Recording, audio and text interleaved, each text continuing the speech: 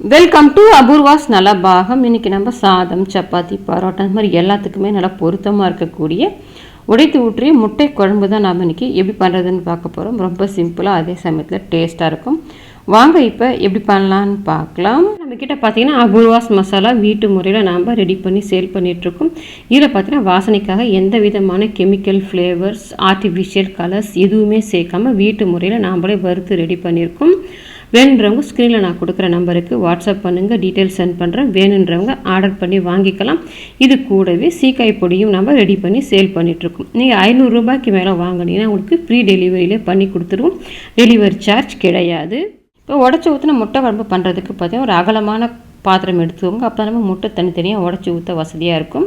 அதில் 3 table spoon எண்ணெய் சேர்த்துட்டு தாளிக்கிறதுக்கு 4 கிராம்பு, 3 துண்டு பட்டை, ஒரு நட்சத்திர சோம்பு. நான் இந்த மசாலா மட்டும்தான் சேர்த்துருக்கேன். நீங்கள் விருப்பப்பட்டீங்கன்னா பிரிஞ்சி எல்லாம் சேர்த்துக்கிறதுனா கூட சேர்த்துக்கலாம். இப்போ மசாலா நல்லா பொரிஞ்ச பிறகு இதில் 3 மீடியம் சைஸ் வெங்காயம் மிக்சி கப்பில் சேர்த்துட்டு இந்த மாதிரி கோர்ஸாக அரைச்சி எடுத்துருக்கேன். ரொம்ப நைஸாக அரைக்காதீங்க, இந்த மாதிரி கோர்ஸாக அரைச்சி சேர்த்துக்கோங்க. இப்போ இந்த வெங்காயத்தை சேர்த்துட்டு வெங்காயம் நல்லா நிறம் மாறிட்டு வதங்கி வரணும். நம்ம இந்த மாதிரி கோர்ஸாக அரைச்சி சேர்க்கும்போது நல்லா நமக்கு குழம்பு திக்காக கிடைக்கும். குழம்பு முடிஞ்சு வரும்போது அதுக்காக தான். இப்போ பார்த்திங்கன்னா இந்த வெங்காயம் நல்லா கலர் மாறிட்டு வதங்கிடுச்சு பாருங்கள். இந்த அளவுக்கு நல்லா வெங்காயம் வதங்கி வந்த பிறகு இதில் 2 ஸ்பூன் அளவுக்கு இஞ்சி பூண்டு பேஸ்ட் சேர்த்துக்கிறேன். அது கூடவே 2 மீடியம் சைஸ் தக்காளி மிக்சி கப்பில் சேர்த்துட்டு நல்லா அரைச்சி வச்சுருக்கேன். அதையும் இது கூடவே சேர்த்துக்கலாம். நம்ம தக்காளி அரைச்சி சேர்க்கும்போது குழம்பு நல்லா திக்காக கிடைக்கும். இப்போ சேர்த்துட்டு வதக்கி விட்டோம்னா நமக்கு தக்காளியோட பச்சைத்தன்மையெல்லாம் போயிட்டு தண்ணியும் வற்றி வந்துடும். அதே சமயத்தில் இஞ்சி பூண்டோட பச்சை வாசனையும் போயிடும். இப்போ இதை நல்லா வதக்கி விட்டுடலாம்.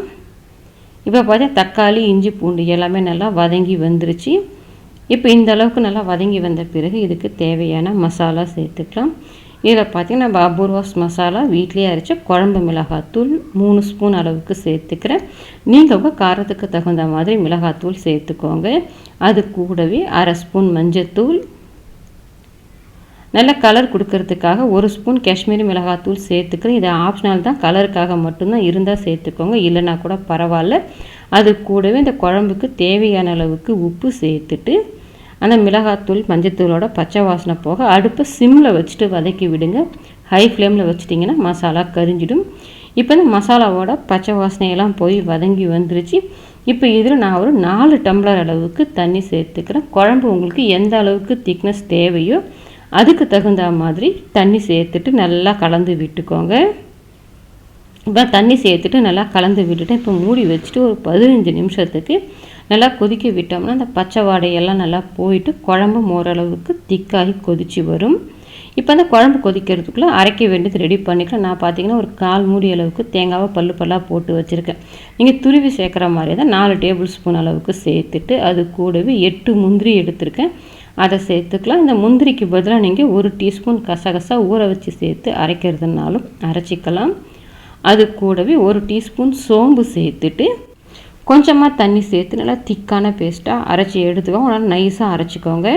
இப்போ நான் தேங்காவை கொஞ்சமாக தண்ணி சேர்த்து நல்லா நைஸாக அரைச்சி எடுத்துகிட்டு வந்திருக்கேன். இப்போ நான் தேங்காய் அரைக்கிற கேப்புக்குள்ளே பார்த்தீங்கன்னா ஒரு 15 நிமிஷமாக குழம்பு நல்லா கொதிச்சுட்டு திக்காகி இருக்குது.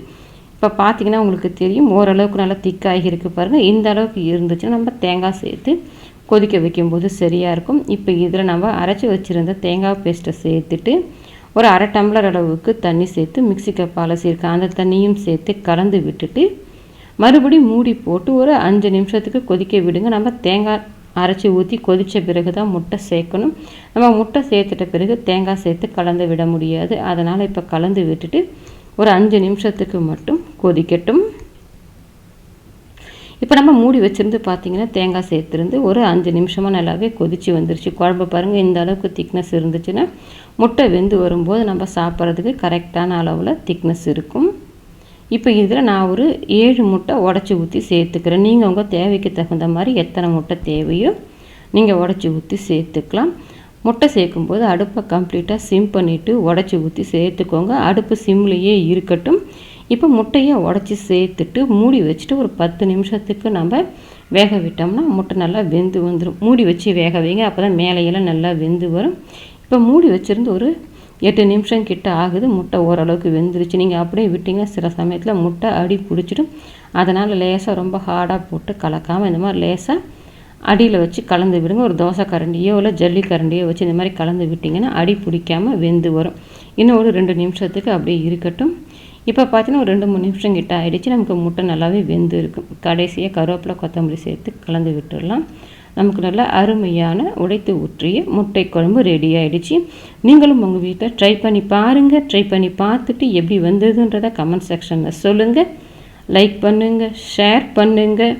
அபூர்வாஸ் நலபாகத்துக்கு சப்ஸ்கிரைப் பண்ணுங்கள். கூடவே பெல் பட்டனை கிளிக் பண்ணுங்கள்.